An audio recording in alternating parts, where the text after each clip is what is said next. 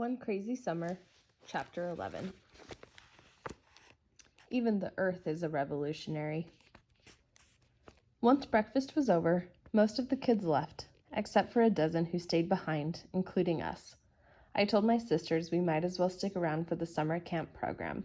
Cecil had made it clear she didn't want to see us anytime soon, so we told Sister Makumba our names and followed her and Sister Pat, the young woman in the Cal State t-shirt, into a classroom.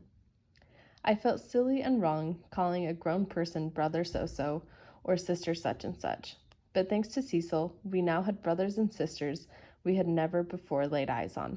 Sure, they said brother and sister in Brooklyn, but here it was more of a title and not like you were saying him or her.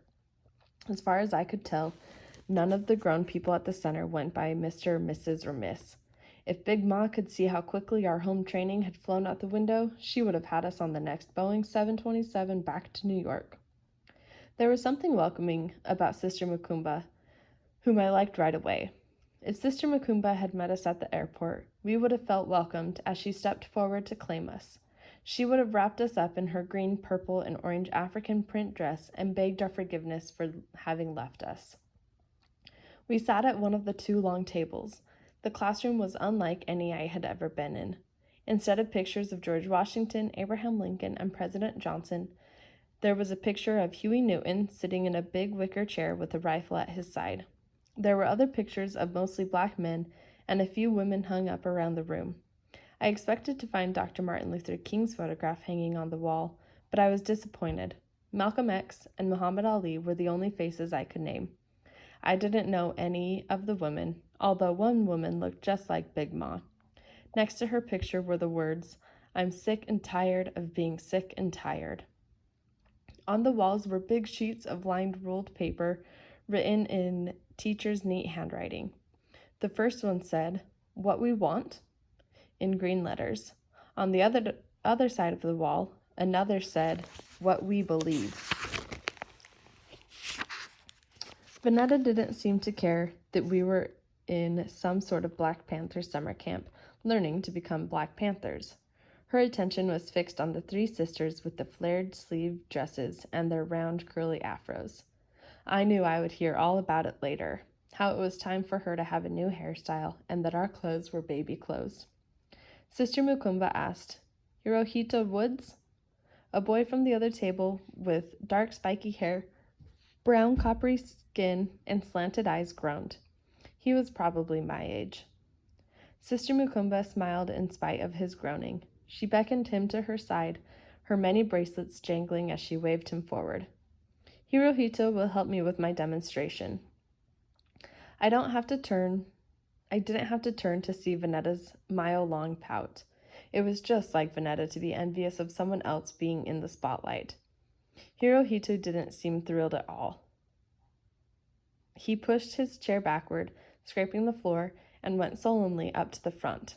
It was only from the back of his spiky head that I recognized him as the Flying T board rider who'd nearly mowed us down yesterday.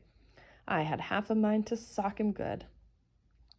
Sister Makumba asked, "I'm going to be the sun, and Hirohito will be the earth." She leaned and whispered something in his ear. He heaved a big sigh, like he didn't want to do whatever it was she told him, but would do it anyway. The sighing was for us kids, so he didn't come off as some kind of teacher's pet. Sister Makumba nodded and said firmly, Now, Hirohito." He heaved another sigh and began to turn around slowly, each time taking a step to travel around Sister Makumba, who stood still and smiled. This was better than socking him in the arm. Watching him turn around and around in his black and silver Raiders jersey, he looked down and probably felt silly. All the kids in the program, including my sisters and me, giggled. Sister Makumba wasn't bothered by our giggling or Hirohito's sighing. She said, "The earth turns slowly on its axis, while also spinning around the sun. Day wouldn't change to night if the earth didn't spin on its axis. The seasons wouldn't change if the earth didn't travel around the sun. This means vegetation wouldn't grow, which means poor farmers couldn't harvest and poor people couldn't eat if the earth didn't spin on its axis and travel around the sun." That one body spinning in motion affects everyone's lives. Does anyone know another word for the Earth's constant spinning? That was how I knew Sister Makumba was a real teacher. Aside from her welcoming smile and her blackboard penmanship, she asked a teacher's type of question, the kind that says, join in.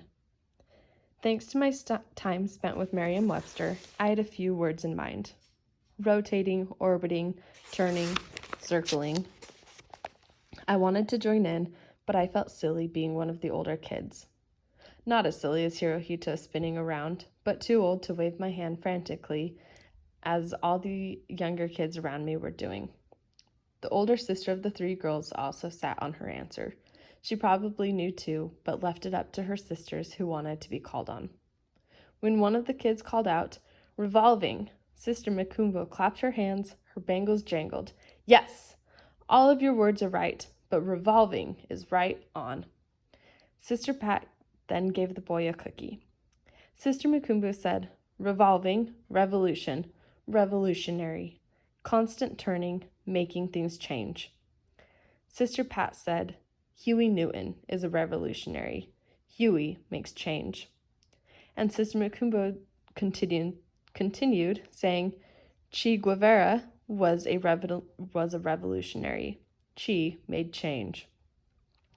As they named all the revolutionaries who made change, Hirohito came to a complete stop. He held out his hands, a dizzy Frankenstein, and staggered to his chair. The boy who won the cookie said, "Nice spinning, Twinkle Toes." Hirohito rested his head on the table and closed his eyes. I just thought, serves you right.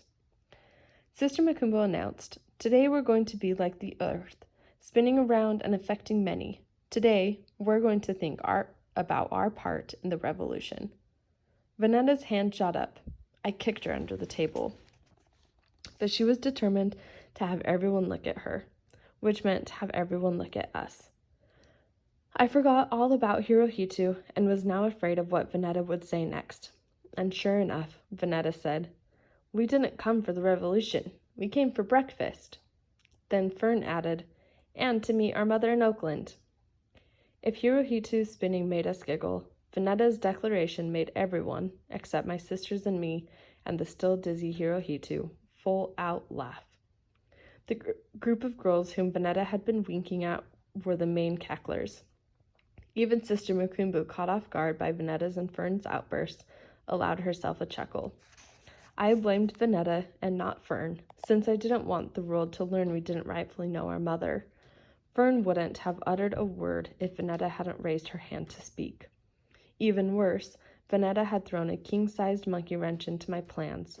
I had hoped to ask Sister Makumbo about the name the Black Panthers called Cecil and why they called her that. I didn't know exactly how I would have asked her, but something made me believe she would know and that she wouldn't make me feel bad for asking. She certainly wouldn't have given me that, "Oh, you poor motherless girl," pity look, or the snooty, "Don't you even know your own mother's name?" Sister Makumbo would have given me the plain, pure, teacherly truth. Then Vanetta raised her hand and opened her mouth and had the world looking and laughing at us, except for the boy who was too dizzy to laugh. I wasn't about to add fuel to the fire by asking questions about things that I should know, like my mother's name.